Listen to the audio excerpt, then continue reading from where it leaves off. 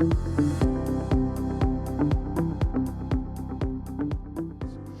welcome everybody to our fifth installment of the 2019 Aging in Place Forums. This one, I'm going to constantly look over my shoulder to see what's on the screen, but safety first leads to longevity at home. So we're going to have a big emphasis on falls prevention. So let's get right to it here. Johnson County Livable Communities.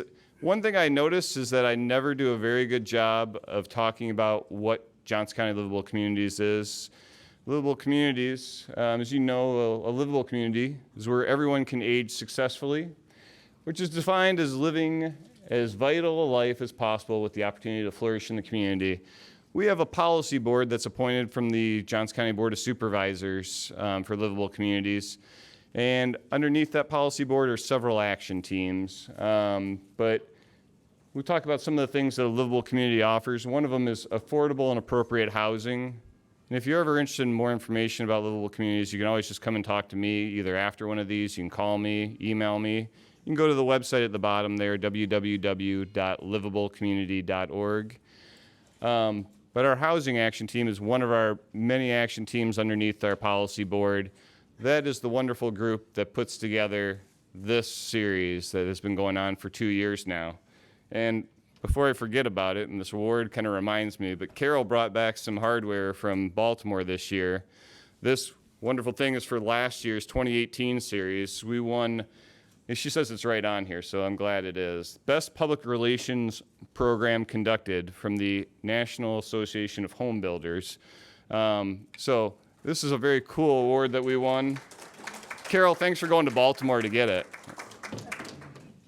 We'll see, maybe we'll win some awards. Probably not for this presentation, though, from me. Our housing action team, as I talked about, they work on a lot of different aspects: affordability, accessibility, universal design, home safety, availability, and housing options. And like I said, they put together this awesome series. Some of the major members of the housing action team: Livable Community, of course, Home Builders Association, Iowa City Realtors Association. And thank you to ICAR for providing this space for all of these forums that we've had. Here's a shot in time of some of our members, and it is a really long list of volunteers from many different organizations in the community, from city organizations, nonprofits in the community. It is really an awesome action team, and if you're ever interested in being a part of it, Tracy Achenbach's in the back. She's our chair. She loves being chair, I know too. She does a great job. I'm going to go into introducing our speakers. We have two wonderful speakers today, and I'm going to look at my cheap notes here. By the way, I have stuff for you. This is yours. Kathy Lee is an adult injury prevention coordinator. She works at the Department of Surgery at the University of Iowa Healthcare. She'll be our first presenter today, and our second presenter, and I'll reintroduce him when he comes up here, is Rick Willenbring. And I don't know if I'm even pronouncing your last name right, Rick, but I hope so. Rick's a senior physical therapist at the University of Iowa Healthcare. I'm just going to turn it over to Kathy because I could keep talking, but it's best if she just continues on from here. Thank you. Jeff and I have been seeing a lot of each other lately because we put that fall prevention fair together. We put the whole thing together and all the marketing and so on. So the other day he said on the phone to me, we need walkie-talkies. So my name is Kathy Lee. I'm injury prevention coordinator for the trauma department, that aspect of the Department of Surgery. So I'm going to do some slides here to show you the things that I'm sure some of you are already aware of. This is some stats in Iowa. They're really pretty some tough stats. There are about 515 fall-related deaths each year in Iowa, which is a lot. Okay. And of course, our rates of hospitalization for falls is very high. 1 out of 5 falls causes broken bone or head injury. Head injury being one that's particularly concerning to us. Many of the transfers we get from outside hospitals are falls with a head injury, especially on anticoagulants with a bleed, because sometimes that can create disability with it as well. They can fix a broken bone usually. Sometimes the head bleeds are a little hard to fix. And I'm going to put in a plug right now here.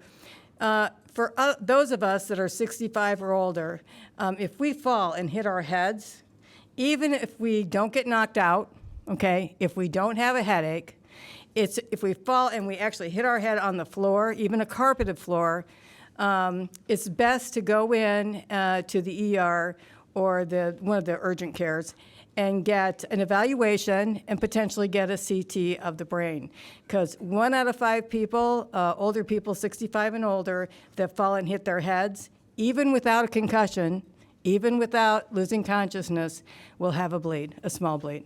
So that's really an important stat, and it's an area of injury. If we find it, we can stop that bleeding very easily.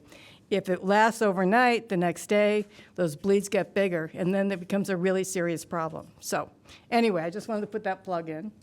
And there's some other information up there as well. So there's a little pyramid of those same stats. The main ones are fall, the most common cause of traumatic brain injury, again, why I wanted to talk about that. And then also nursing home placement, and this is a national figure. 1 fall increases the possibility of nursing home placement times 3. 1 injurious fall, where you get hurt, can increase it times 10. So those are important stats to keep in mind, and all the better reason to do all those things that we can do to prevent falls.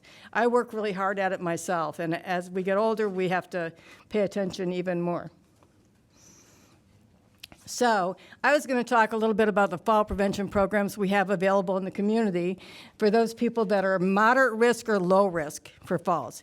So that means if I'm 65 or older, I'm already a little more risk for falls, okay? And as we age, we get a little more higher risk for falls. Moderate risk means maybe they've fallen in the last year, or they might have some of these other issues. And those people would be appropriate for a community-based fall prevention program. Now, if you are high risk for falls, you got to go see somebody like Rick, because you really have to see PT first for an evaluation before coming to our other programs. So we do fall prevention classes now. We do Tai Chi for fall prevention. It's actually called Tai Chi for arthritis and fall prevention, and we also do stepping on. I'll talk a little more about those later, but these are the general benefits of those. Stepping On is a multi-disciplinary program. So Stepping On is a 7-week class where folks come, and it's 2 hours at each class. We have physical therapy comes 3 times to teach exercises that are very specific to reducing falls, building up those small muscles around your ankles and knees, which is kind of where most of us give way when we go into a fall. We have a pharmacist that comes and speaks, and then also a vision specialist that talk about the vision things that can actually increase our risk for falls, and stuff that we don't really think about. I think most people know I can't see very well, it's easier for me to fall. But what we don't think about are like areas we go into that have low contrast. We don't pick up on it right away, but that's where we're gonna trip. So anyway, we do these Stepping On classes. You'll see them promoted around the community, and if you're a retiree from the university, you'll get a mail about it every time we have one. We do those both at the IRL, Iowa River Landing right here. We also do them at the Visiting Nurse Association building to create greater access all over town.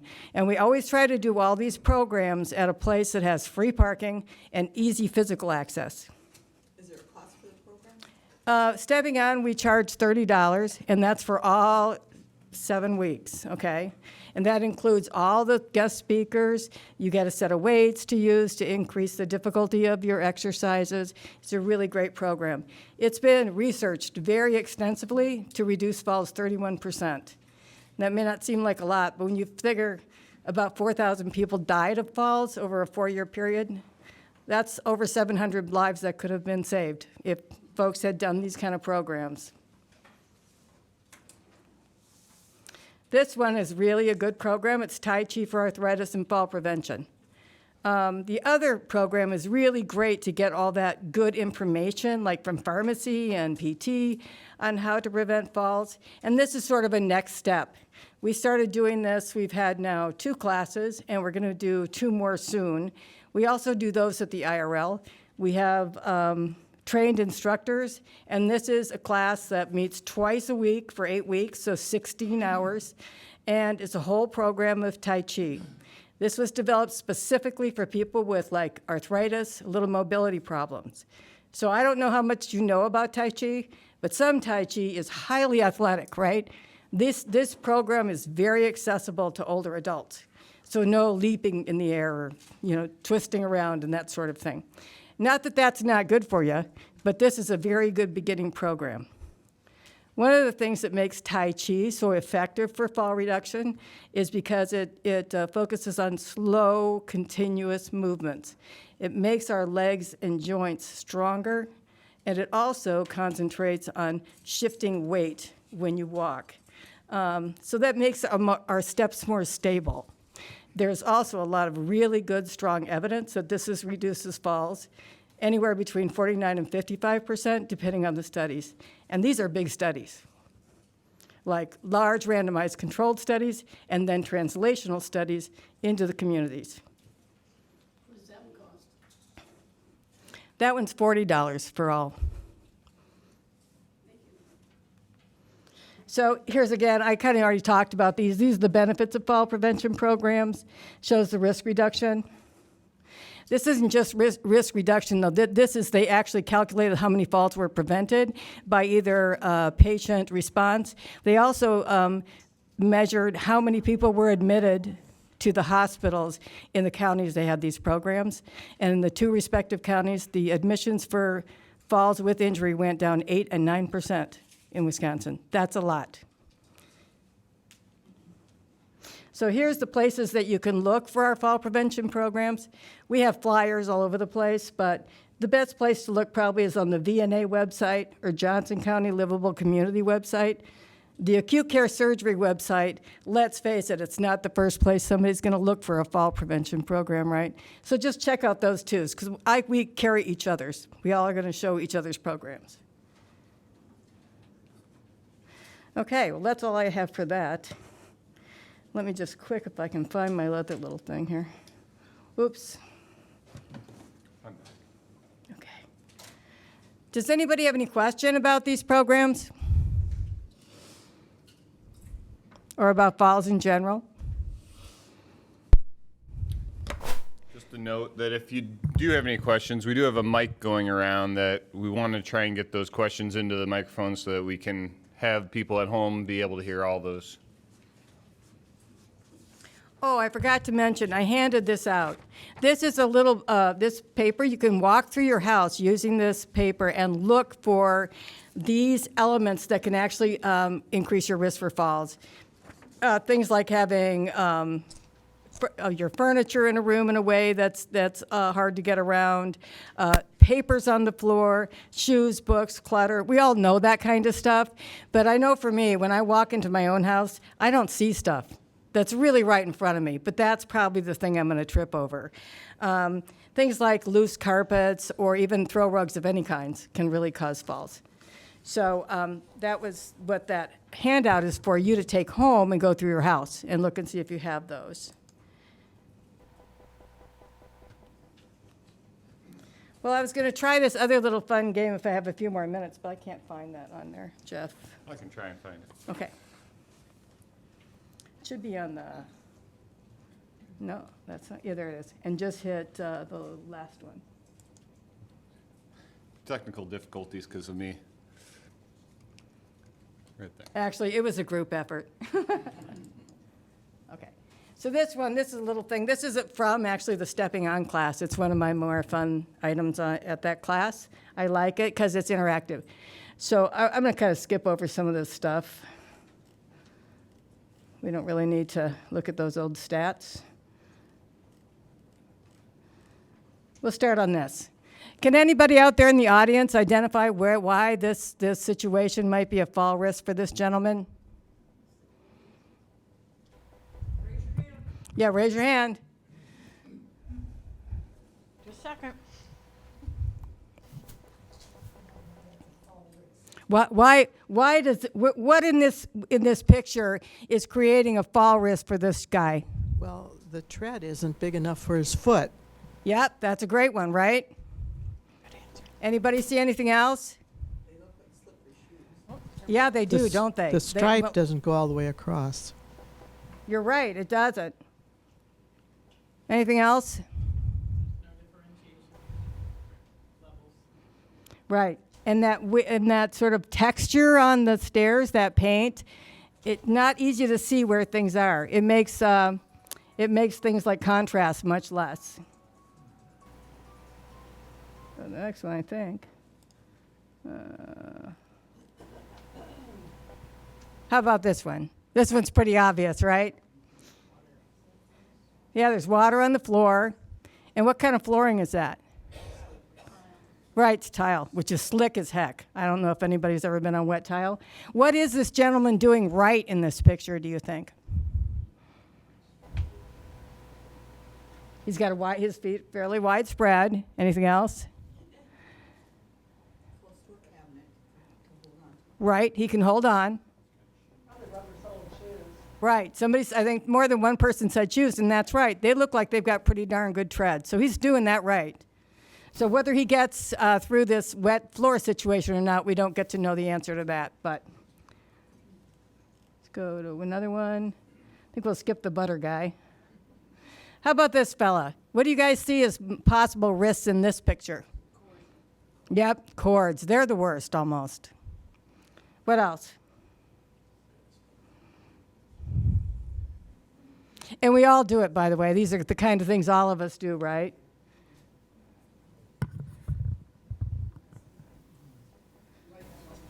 Yes. And what would happen if he were to slip? Going to come right down, right on top of him? Can you repeat what people say to you since I don't have the microphone? Oh, sure. So she just mentioned having the light on the table. There's a cord to the light. So if he trips on that cord, not only will he trip, but the light's going to come down on top of him. And what about the corners on everything in there? Pretty sharp corners. And we'll see another one like this, but also it's pretty crowded room. Sometimes when we crowd our furniture so close together, if we trip, instead of falling to the floor, we might hit our heads on one piece of furniture. What about this gentleman? By the way, he reminds me of my husband. So what's this gentleman doing wrong? Yeah, papers. Has anybody ever stepped on a paper that's on a carpet? Yeah, it's like ice, instant ice. How about anything else in this picture that might be a little iffy?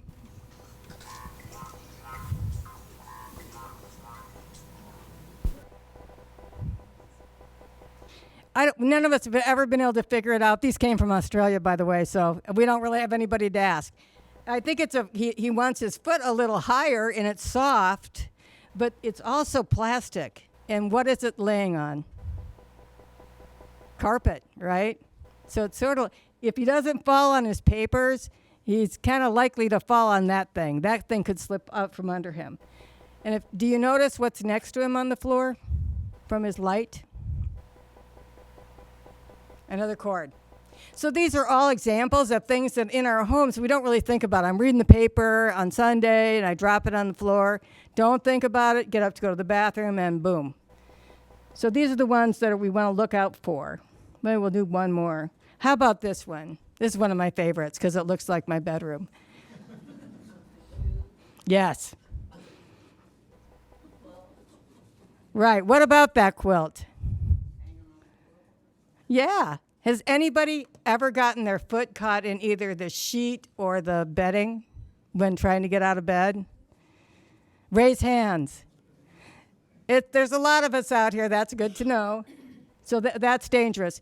What's the other thing? Let's say I do get caught in that and trip on that shoe I left on the floor. What's going to happen in that environment?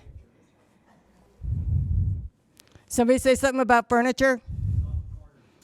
Yeah, not really, right? Those are some hard corners. There's another really interesting one. What about that scarf on the dresser? What happens if I'm starting to get out of bed? What could happen with that scarf? It slides with you. That's right. People try to grab the dresser, but really they get the scarf, and then everything comes down with it. Right. So those are all things that some of us might have in our houses, but you might want to rethink them a bit. Oh, that one's so messy I can't stand to look at it. So, how about this? What's the person doing right in this picture? They have a nightlight. What's wrong with it? It's low. Right. And what is it actually lighting up? Right. Instead of the walkway, because that's way dark back there, isn't it? So and also picking out lights is not that easy. Like in the stepping on class, we talk a little about what kind of lights to pick out and show different examples and so on. So, in the interest of giving Rick, our PT, a lot of time to talk to you, because he's got some really interesting stuff for you, I'm going to stop now. But I thank you very much for your attention today. And make sure to check out your houses. And don't be these guys. Thank you. I can get it back. Okay.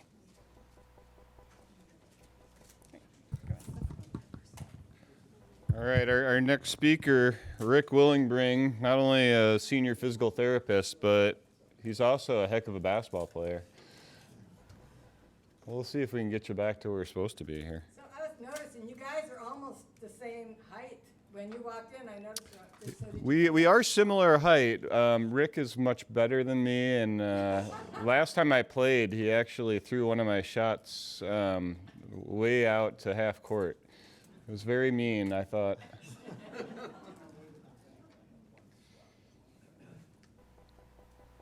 All right, Rick, here, I'll let you take it over. All right, thank you. All right, I appreciate the opportunity to speak with you folks today. I'm a physical therapist at the University of Iowa.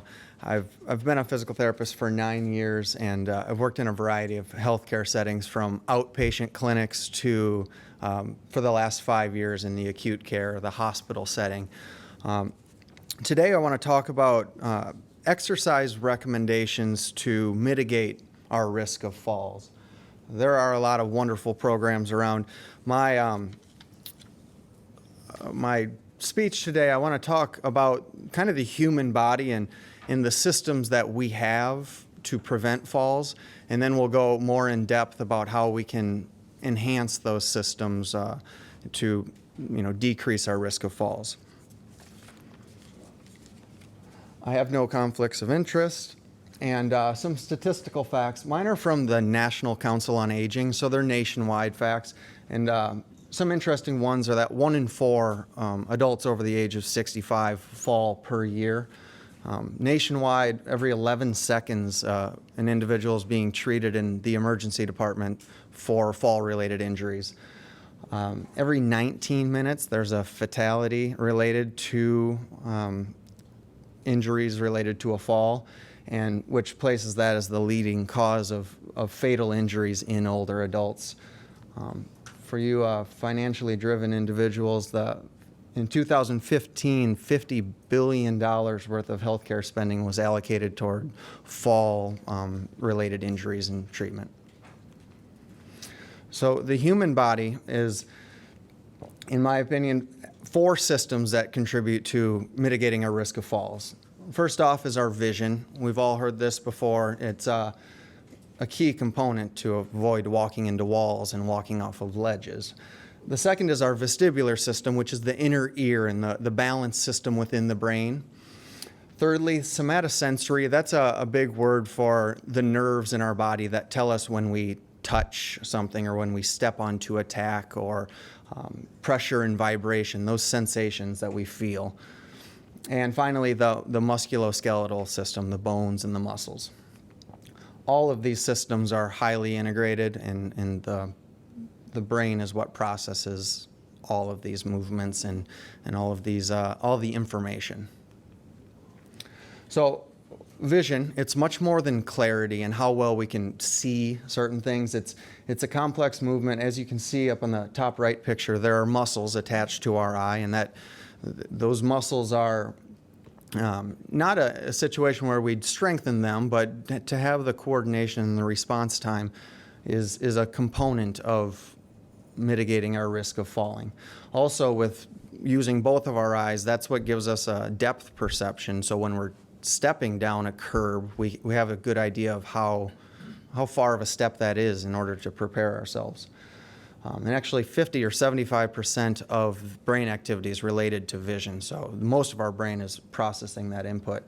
The second, the inner ear, or the vestibular system, you see these 3 semicircular canals up there within each of our ears, and they give us the idea of where our head is in regards to our body or with regard to gravity.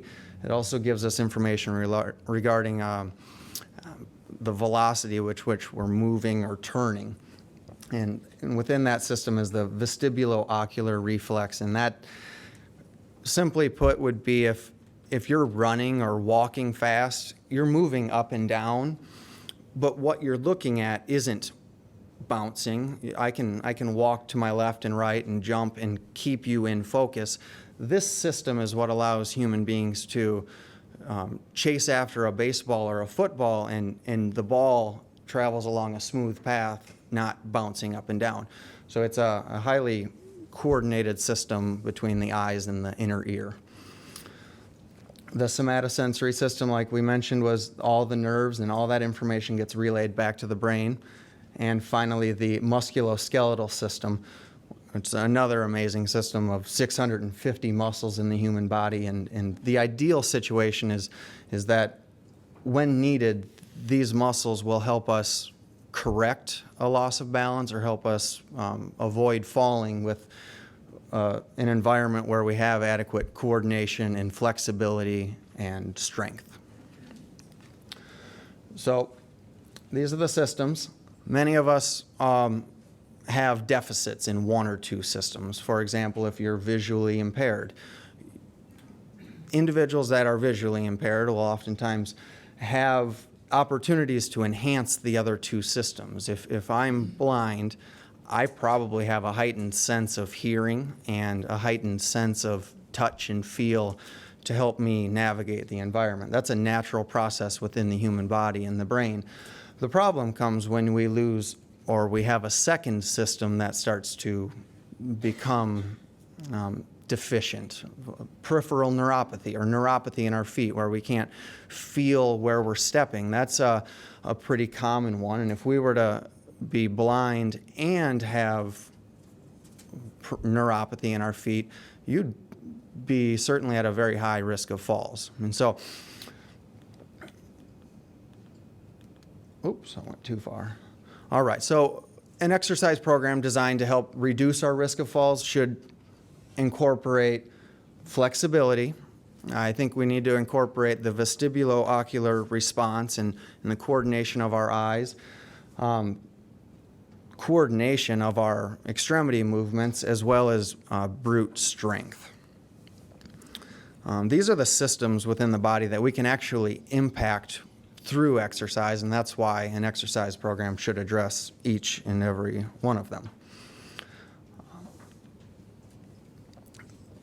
One of my favorite slides, the equipment needed for these exercises is minimal. You need a wall or 2 chairs, items around you that are stable to ensure that as you're challenging yourself and trying to balance, that you can do it in a safe manner. Also, the picture on the right demonstrates the integration of all these systems that we spoke of earlier. The foot and ankle complex within the human body is a unique trait that not many other species have such a refined system. There's 28 bones, 30 joints, and over 100 muscles, ligaments, and tendons just within the lower part of our leg and our foot. That allows tremendous adaptability, whether we're walking on grass or gravel or on level surfaces, and we tip, our foot and ankle has the ability to correct a lot of mishaps and kind of save us. And so I want to emphasize that because I think a lot of times people consider their foot as a foot. And when we're talking about balance, it's much more than just a foot. All right, so I had a handout that everyone hopefully has. If you don't, let us know and we can get you one. It's an extensive list of exercises that progress from, if you wanted to, yeah, that'd be great. Progress from beginner level to more advanced and fairly challenging exercises. The program as a whole is not intended for someone to sit down and go through every single exercise, but I wanted to provide you with some resources of ideas and exercises that you can try in your own time and kind of learn about which ones may be challenging for you. When we talk about exercising for balance, I always have this feeling, this obligation to say, I want you to perform these exercises at your discretion and do so safely. There's a line between challenging yourself and standing on one leg, which may be difficult, and doing so not without being reckless and falling or getting hurt. Obviously, that would be counterproductive. So, in light of our previous conversations, I like to start this exercise program with a very simple ankle back and forth. Everyone's done that exercise plenty of times before in their life, but this addresses, or it begins to address, the ankle flexibility and mobility. The second exercise is with your foot trying to draw out the alphabet in capital letters. This will put you in a position where you're bending your toes and your foot in directions that you probably haven't done in quite some time. And again, it's aimed towards the flexibility. This is a somewhat unique exercise where you put a towel down on the ground and you scrunch your toes up and you try and draw the far end of the towel back toward you. I think this is important because your big toe is really important for stability and balance, and this is a strengthening exercise for the big toe, along with the other four toes. But again, if you were to sit down and do this several times, you may feel like you're working that muscle, and that's kind of what we're aiming for, is just to introduce people to getting that muscle working again, as opposed to treating it as part of or as a foot. They're separate structures. And another thing with this, if you have neuropathy, the ability to feel your foot or your big toe drag across the ground is therapeutic as well. It refines your awareness of the sensations in your lower leg. I won't go through every exercise in detail because, frankly, there are a lot. But with this exercise is a common one, but you see how the individual is sitting upright. The reason I added this to this program is to stretch your hamstrings and also as a bit of a warm-up to the exercise program. So if you kick your leg out, you probably wouldn't feel a stretch, but if you sit up really tall and straight and kick your leg out, you'll certainly feel a stretch in the back of your knee or the back of your thigh, and that's what we'd like to ensure we have adequate flexibility in that range. This is an alternating arm and leg lift, kind of to simulate the walking motion, but also activating the abdominal muscles, which, as we know, are very important. So now we're going to go on to some vestibulo-ocular, the inner ear and the vision system. Simply sitting in a chair and taking your eyes from your top left, or taking your gaze from top left to bottom right 3 or 4 or 10 times, and then switching directions, top right to bottom left. Again, it enhances your awareness of your control of your eye movements. You may feel a little like different because that's an activity that we don't do, but the sensation of feeling different wouldn't last for more than a few seconds. So we do this in a sitting position, just an eye exercise, which is very infrequently performed. But the next exercise, again, addresses that vestibular system and the coordination between the eyes and the environment. You'd take your two thumbs, hold them out in front of you, and try and focus on this thumb, and then without moving your head, take your eyes from one thumb to the other thumb to the other thumb, trying to improve your speed, but also ensuring that you have good focus each time you land on your thumb. If you have shoulder problems and holding your thumbs up is difficult, you could take two objects within the room, for example, the clock and the picture over there, and keep your head still and try and bounce your eyes between those two objects. So moving left and right with your eyes. Also, as the instructions say, going up and down, finding objects high and low is an activity that stimulates and enhances the connection between your inner ear system and your vision. With this exercise, we would hold our head still and move our thumb in front of us. That's a sensation that I've heard plenty of stories where an individual stands up and they said, my grandchild ran in front of me and they didn't bump into me, but they just distracted me, and the movement within the environment threw me off and I fell to the right. Or a common thing that I hear is I was walking and someone honked a horn over here and I looked and I started falling off to the opposite way. These are exercises to enhance the system so that we're more capable of correcting ourselves when we do lose our balance. Again, was there a question? No? Again, with this exercise, we can also do it from up and down, tracking with our eyes and in a diagonal pattern as well. Oh, yeah, go ahead. We'll wait for the microphone. What causes lack of depth perception as you get older, and is there anything that can correct that? I never know where I park the same place in my garage. You know, sometimes I'm really close to the front and other times not. And it's a depth perception. And I notice others, you look at cars, some of them are real close in parking places and others back. Yeah. I am not sure that I'm qualified to answer that question. That's a great question. I suppose there's a component of aging related to it, and there's also a component of visual acuity. But why one would be having troubles determining how far to park a vehicle within the garage is something I don't know. Does anyone have any thoughts or ideas about it? We have in the stepping on class that we have, the low vision expert from the university, sorry, I'm actually pretty loud. The low vision expert from the university gives a lot of information about things just like this.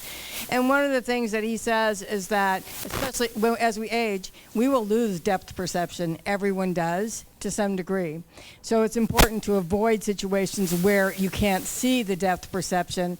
But to answer your question, I think his answer to that would be light. Increase the lighting in the area where you feel like you're having a problem with depth perception, such as in the garage. Maybe some lighting back towards the back of the garage so that you can judge things a little more. Does that make sense? My mother-in-law had an answer for that. We hung a tennis ball from a rafter at a place, and whenever her windshield hit it, that's when she stopped. Another one, it depends on where you are. If you can, it's like spotting a particular item, like it could be something on the wall or something next to you as you enter the garage.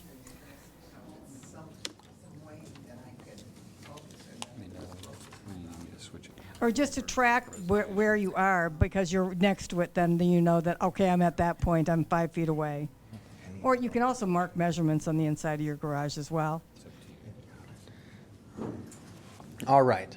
So as we talk about depth perception, the next vestibular exercise that we have on the sheet that could be beneficial for many of us is taking your thumb and from a distance bringing it in and trying to keep focus of the details of your fingernail per se. With that activity, our eyes will naturally diverge and converge, which is kind of like going cross-eyed. But the ability to train yourself or try your best to keep your finger in focus as it moves closer and deeper can enhance our depth perception.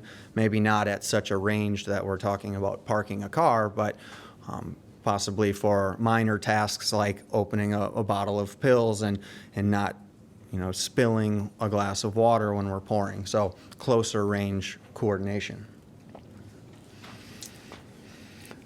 The exercise program that you can all take home with you also transitions into standing exercises. We have exercises that stretch the lower calf muscle in your Achilles. There's actually 2 muscles in the lower leg there. So one is performed with the knee straight and the other with the knee bent. Individuals that aren't able to bend their feet back very far will naturally have a tendency to fall backwards because especially if you're walking up a slight incline. If you don't have adequate flexibility in your foot and ankle, your body will naturally pitch you backwards, which is probably the worst direction to fall.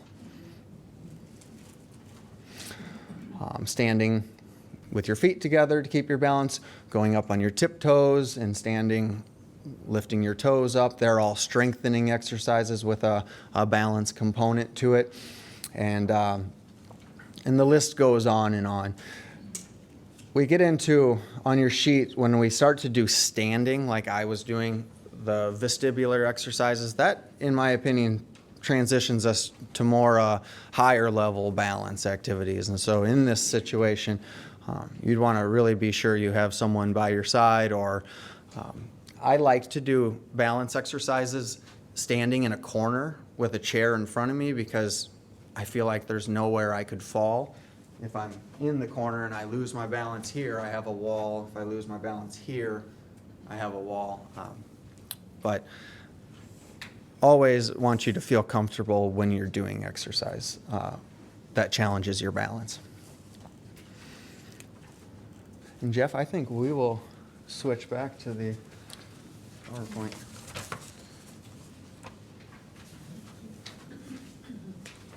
Thank you. You're welcome.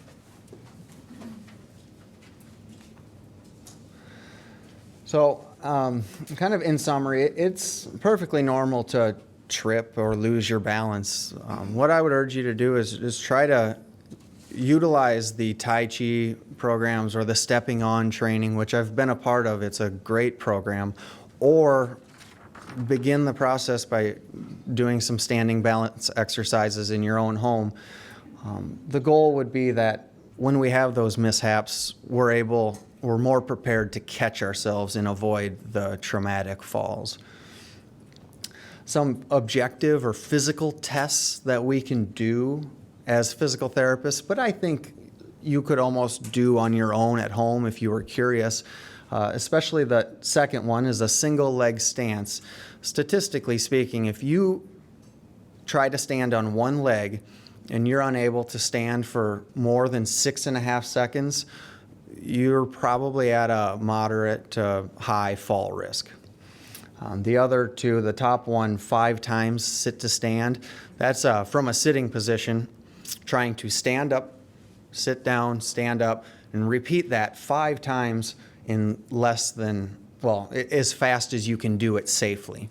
If it takes you more than 13 seconds, you're at a moderate, statistically speaking, you're at a moderate fall risk.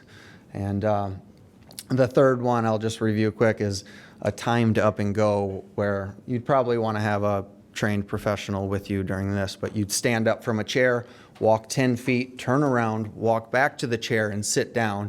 If that activity takes you more than 12 seconds, that would indicate, according to research, you're at a higher risk of falls.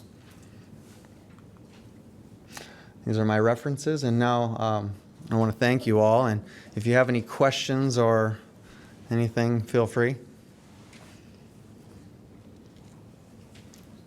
Could you explain what BPPV is? Yes, the question was, can I explain what BPPV is? It's a diagnosis of dysfunction in the inner ear, that vestibular system. It's called benign posterior positional vertigo. Essentially, the term vertigo is that feeling of sometimes you stand up and you get lightheaded. That's kind of lightheaded dizzy. Vertigo is a different sensation where the environment is moving. And so those crystals within your inner ear are misplaced, and even though you're standing still, your brain is sending signals to your muscles in your body that you're falling or the world is falling and you're just standing here. And it's a situation that comes on rather abruptly. There are precursors to it, but when it happens, it can be debilitating. But it's a very, very treatable disease or pathology with a physical therapist, or otolaryngology is often a good place to start, and they often refer you to physical therapy. And there are positions that we can do non-invasive, just turn your head this way and then roll, and turn your head the other way and roll, and we can realign those crystals to help relieve you of the symptoms. Don't they have a clinic now that works on that specifically, does those exercises? Isn't there one of the clinics does that now, I believe? Yes, at the University of Iowa, there's a clinic that is what they specialize in, and they've got a very good program there. What's it called? It's through the office of, or the otolaryngology clinic, so otolaryngology. OTO, yeah. So you can look on the website and or just call them and ask the question and they can answer that for you, so.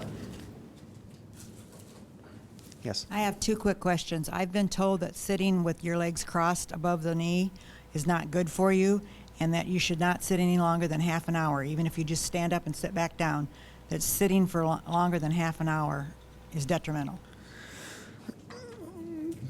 I think that's maybe in certain situations it is ill-advised to do that, but prolonged sitting can cause some issues with the skin on your backside. When we're sitting, we don't necessarily get good blood flow to the skin, and it can cause wounds. 30 minutes is a fairly short duration, so I wouldn't be too concerned about sitting longer than 30 minutes. However, if the television show or whatever you're doing goes to commercial, it's always good practice to stand up and stretch out a little bit. So I wouldn't put too much weight into that. The crossing of the legs, in certain situations, whether it be low back pain or poor blood flow to your lower legs, crossing your legs can be detrimental. But I do have no problem with crossing your legs. Obviously, I'd like you all to sit 2 feet on the ground, upright posture, shoulders back, and chin up all the time, but we cannot do that. I was in a really bad motorcycle accident a number of years ago, and you really don't appreciate what you have till you do not have it. And I woke up and I had absolutely no depth perception, none. I couldn't tell if my hand was here or if it was here. And the other thing that accompanied that was it becomes an inability to make a decision on what you have. You go to the grocery store and all of a sudden you have your grocery list and it says you need toothpaste, bread, milk, eggs, Do you know how many kinds of toothpaste, bread, milk, and eggs there are? And you can't decide. And that's all tied in with your depth perception.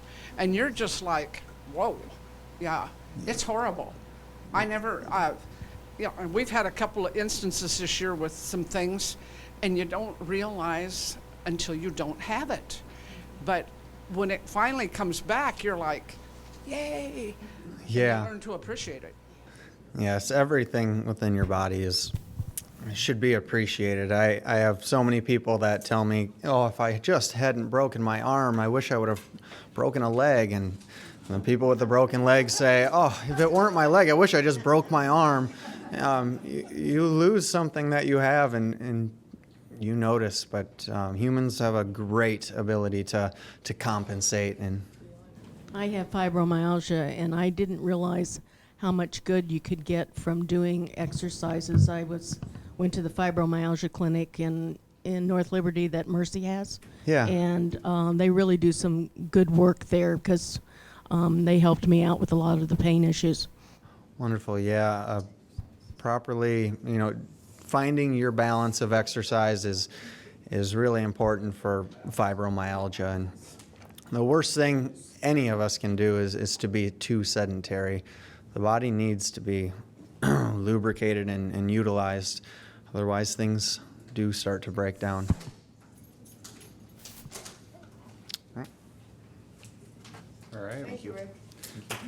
Well, Thank you, Kathy, and thank you, Rick. This is great information. I hope people are taking something out of this. Thank you again for coming out.